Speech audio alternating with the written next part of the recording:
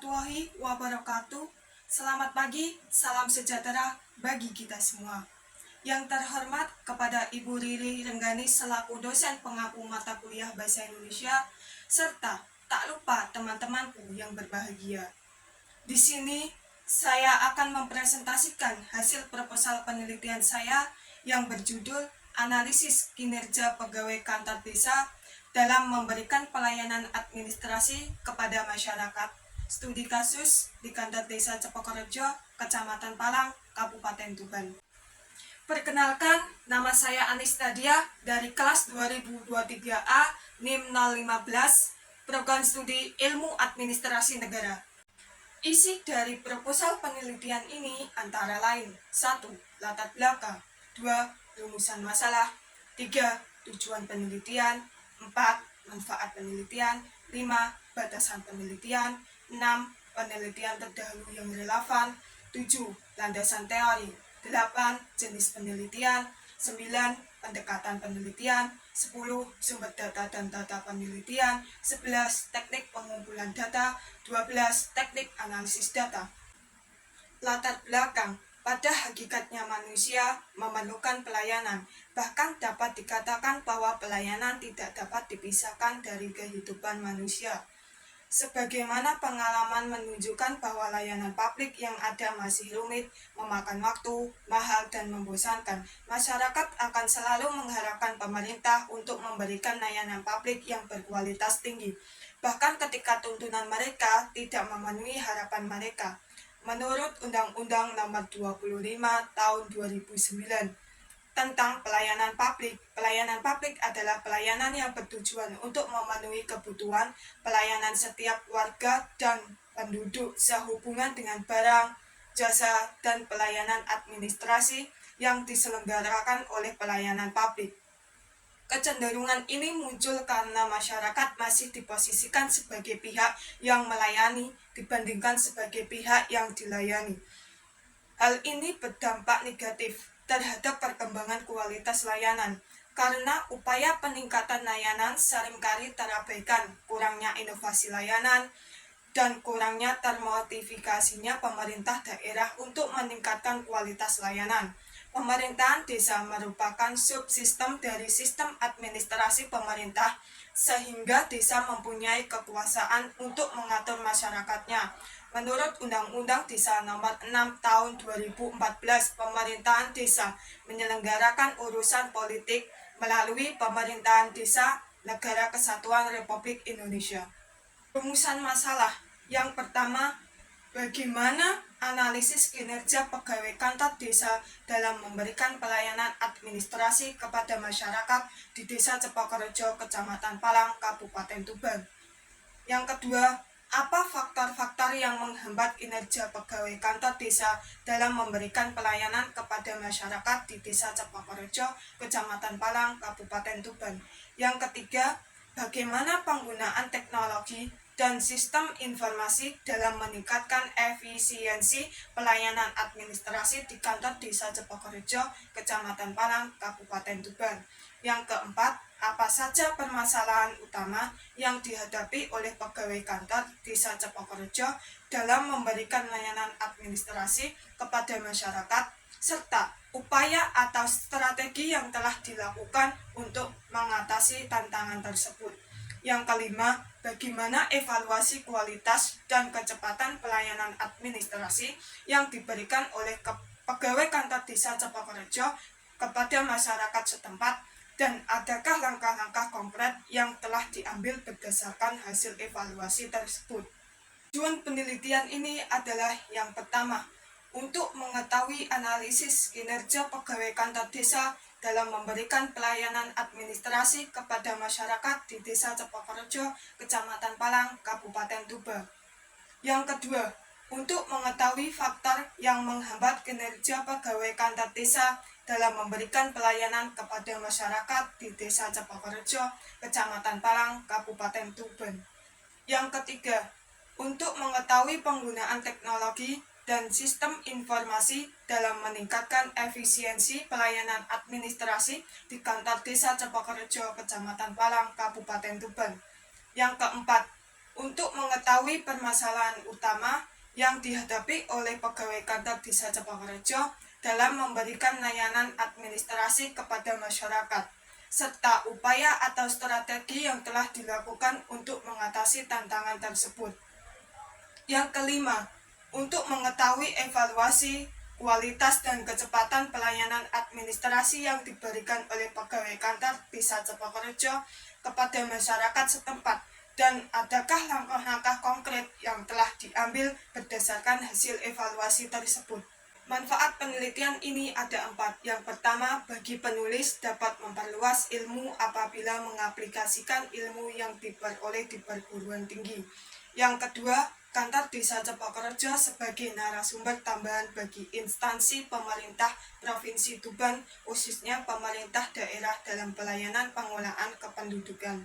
Yang ketiga, manfaat teoris, yaitu mampu memperkaya konsep dan teori yang bermanfaat bagi pengembangan ilmu pengetahuan, pengalaman dan wawasan dalam kehidupan birokrasi, dan khususnya bagi pengembangan ilmu pemerintahan, sehingga dapat dijadikan bahan perbandingan untuk penelitian selanjutnya. Yang keempat, manfaat praktis, yaitu hasil penelitian ini diharapkan dapat memberikan bahan dan konsep untuk menambah pengetahuan perangkat desa pada khususnya dan masyarakat umum. Batasan ilmiah. Yang pertama, pengertian kinerja. Kinerja berasal dari pengertian performance, yaitu hasil kerja atau prestasi kerja sesungguhnya yang dicapai oleh seseorang dan di dalamnya termasuk bagaimana proses pekerjaan berlangsung. Kinerja juga merupakan hasil pekerjaan yang mempunyai hubungan kuat dengan tujuan strategi organisasi, kepuasan konsumen dan memberikan kontribusi pada ekonomi. Yang kedua, pengertian pelayanan. Pelayanan dalam Kamus Bahasa Indonesia berasal dari kata layan, yang berarti membantu atau mengurus apa yang diperlukan seseorang, sedangkan kata pelayanan mempunyai arti perihal atau melayani. Jadi, pelayanan adalah proses pemenuhan kebutuhan melalui aktivitas orang lain yang langsung. Yang ketiga, pengertian administrasi. Menurut Alenimia Henuk Karcaribu dalam buku pengantar ilmu administrasi, secara etimologis, administrasi berasal dari kata Yunani, yakni administrat, berarti melayani atau membantu. Administrasi adalah sebuah kegiatan mulai dari pengaturan hingga pengurusan segala halnya, yang dilakukan untuk mencapai tujuan bersama. Administrasi tidak bisa dilakukan oleh satu orang saja, karena membutuhkan kerja antar sama 2 orang atau lebih. Yang keempat, pengertian masyarakat. Masyarakat adalah sekumpulan individu-individu yang hidup berdampingan atau bersamaan. Kata masyarakat sendiri berasal dari bahasa Arab, yakni syaraka, yang berarti ikut serta atau berpartisipasi. Adapun dalam bahasa Inggris, masyarakat berasal dari kata shaky, yang artinya bisa interaksi sosial, rasa kebersamaan atau perubahan sosial. Nah, ini hasil saya dari penelitian terdahulu yang relevan, bisa dicermati dengan baik. Landasan teori. Yang pertama, pengertian analisis. Analisis berasal dari bahasa Inggris, yaitu analis, yang artinya mengupas, menguraikan, mengulas, dan membahas. Analisis merupakan proses mengurai suatu hal menjadi berbagai unsur yang terpisah untuk memahami sifat, hubungan, dan peranan masing-masing unsur. Dalam linguistik, analisa atau analisis adalah kajian yang dilaksanakan terhadap sebuah bahasa guna meneliti struktur bahasa yang mendalam. Yang kedua, pengertian kinerja. Menurut Kamus Besar Bahasa Indonesia, kinerja yaitu suatu yang dicapai, prestasi yang diperlihatkan, serta kemampuan kerja. Secara definitif, Bernardin dan Russell Rosida menjelaskan, kinerja merupakan catatan outcome yang dihasilkan dari fungsi pegawai tertentu atau kegiatan yang dilakukan selama periode waktu tertentu. Yang ketiga, pengertian pelayanan. Pelayanan adalah kemampuan untuk memilih tujuan yang tepat atau peralatan yang tepat untuk mencapai tujuan yang telah ditentukan, sehingga dapat memenuhi kualitas yang diharapkan oleh masyarakat, sehingga dapat menimbulkan citra yang baik terhadap aparatur pemerintah. Yang keempat, pengertian administrasi.